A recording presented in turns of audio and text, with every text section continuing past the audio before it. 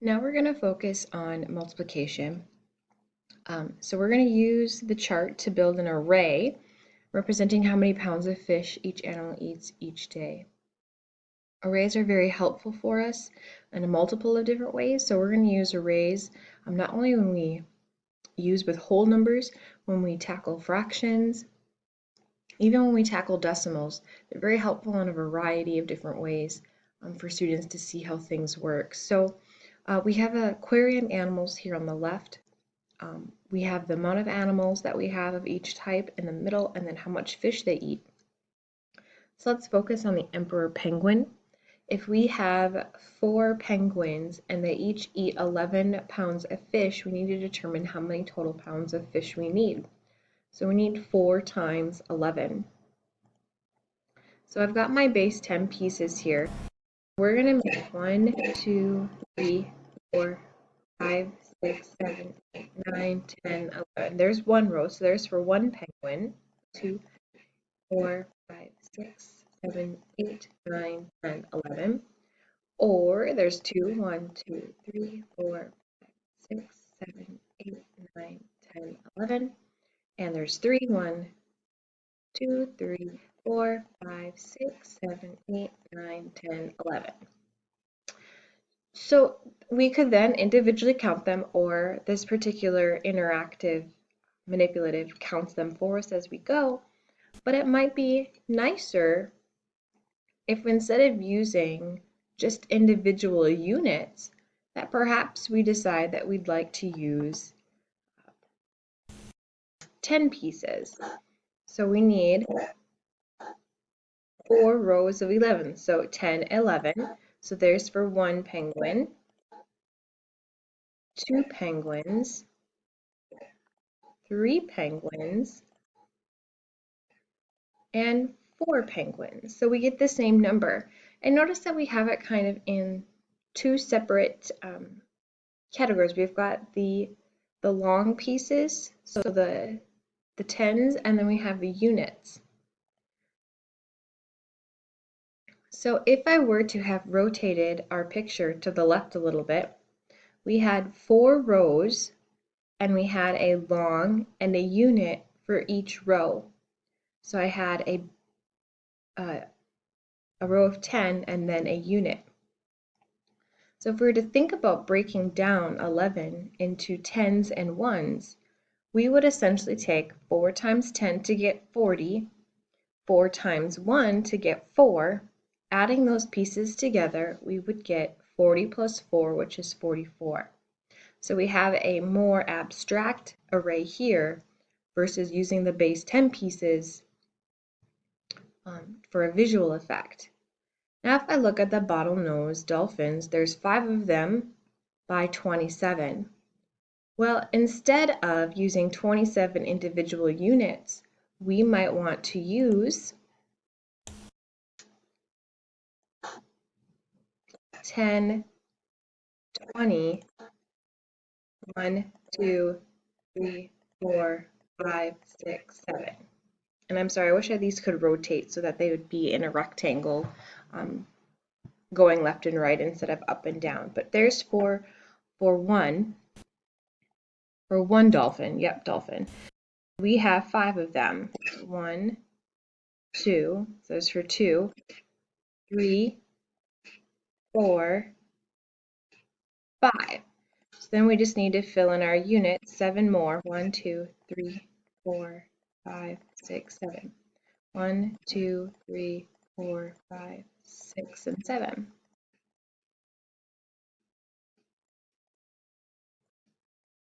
Three, 4, 5, 6, and 7. So notice it creates a rectangle. We would then be able to count our pieces, or that there are 135 units altogether, so we need 135 pounds. So think of this, if I were to rotate it this way, kind of make it a little more flat, we would then have the following. So along the left we had 5 dolphins, and along the top I split it into tens and units. So 5 times 20 is 100, and 5 times 7 is 35. So 100 plus 35 is 135. Now our seals, we have 5 seals. They each need 43 pounds of fish. So we would have 5 times 43. So let's break it down using the array. So along the left, I would still have 5, and along the top, breaking it down to tens and ones, I would have a section of 10, so 5 times 40 is 200, 5 times 3 is 15, so 200 plus 15 is 215 fish we would need, pounds of fish we would need for the seals. Creating arrays with base 10 blocks helps us think about place value, so we multiply multi-digit numbers more efficiently. We can solve multiplication problems by using place value decomposition and the distributive property. This is also known as partial products. So going back here, we split up 43 into 40 and 3. So notice in the traditional sense of using the distributive property, I took 5 times 40 and 5 times 3. So I shared my 5 amongst 40 and 3. The Pavilion Zoo has reprinted their maps. There are 7 stands throughout the park, and each stand holds 648 maps. Use the area model to determine how many they need to be printed to fill all the stands. So I took 648 and I'm multiplying it by 7. So what I did was decompose my hundreds, my tens, and my ones. So we'll have a hundreds, tens, and ones category. So just if I were to use our pieces, we would have 1, 2, 3, 4, 5, 6, and 40, 1, 2, 3, 4, and then 8 ones. We'd have these all lined up. So we'd have a group of hundreds, a group of tens, and a group of ones. So that's why I have it partitioned into 3 separate areas. So then we can use the distributive portion. Well, I have 7 times 600, so 7 times 600 is 4,200. 7 times 40 is 280, and 7 times 8 is 56. Using a little bit of mental math, when I add these pieces together, I see that we would need 4,536 maps to fill all of the stands. There are 23 geckos, and each gecko eats 21 crickets per day. How many crickets are needed each day? Build an array to show your work. So I'm going to have 23 times 21 here. So to build this, if we think, we'll have 20 across the top plus 1, 20 across the side plus 3. But you could have it reversed as well. So let's see what this might look like if I were to have this in base 10 pieces. I changed up our manipulatives just so that I'm able to rotate things a little bit easier using a different manipulative. So feel free to do that along the way here. So use manipulatives that work in our favor here. So we have 21 times 23. So I'm just going to build what 21 looks like. Here's 21. And then we'll build over on this side 23. 1. It wants to cooperate with us. 2 and 3 here.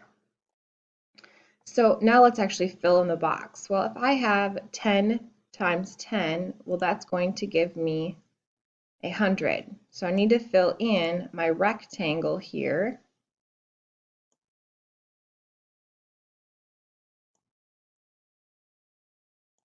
Okay, so now I have this 10 times this 1. So to fill in this piece of the rectangle, I'm going to need some tens pieces. Similarly, down here, I'm going to have 1 times 10, so I'm going to need some tens pieces. Oops, I don't want that one. I want these ones here.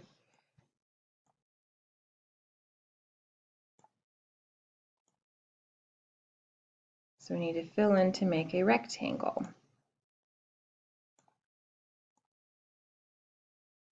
Okay.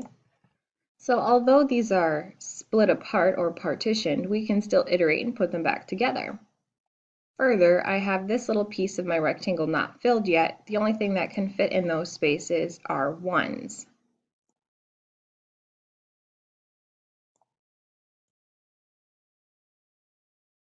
So I've created 4 different areas. I have an area of hundreds, I have an area of tens, another area of tens, and an area of ones. So let's see how that looks like in our array.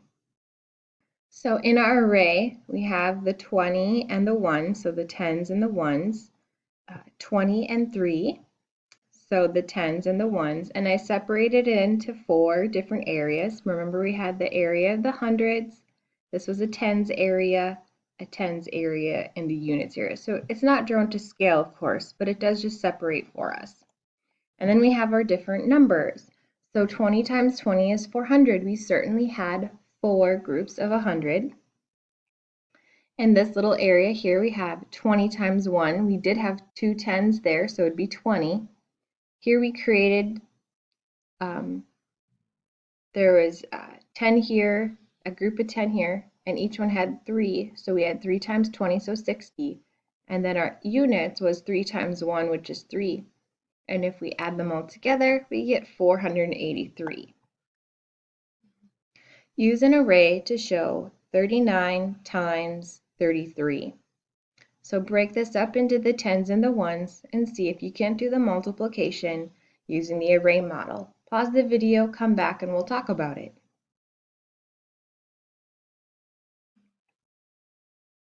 It doesn't matter if you used 39 on the top or on the left. It doesn't matter, you'd still end up with the same result and the same separations. So I broke up into tens and I broke up into the ones.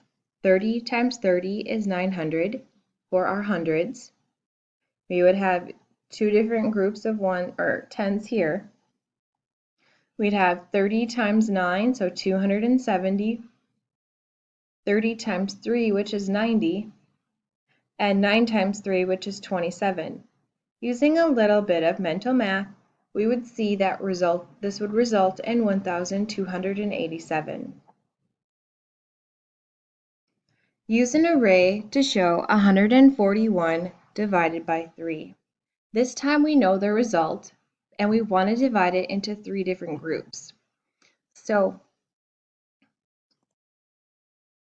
let's trash this. Oops. Move this closer and move some of our pieces out of the way so we can work with them a little better. So let's start with 141.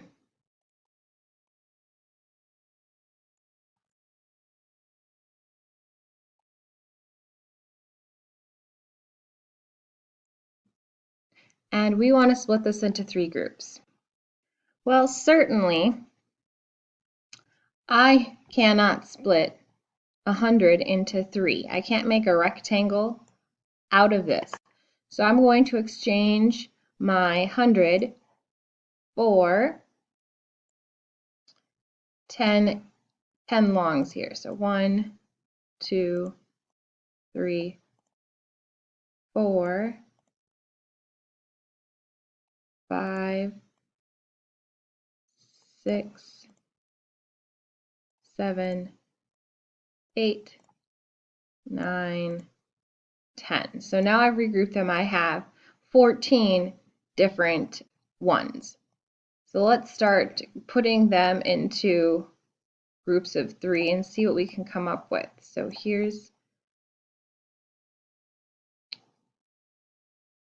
we might have to rotate them. I'm not going to have enough room on my screen. All right.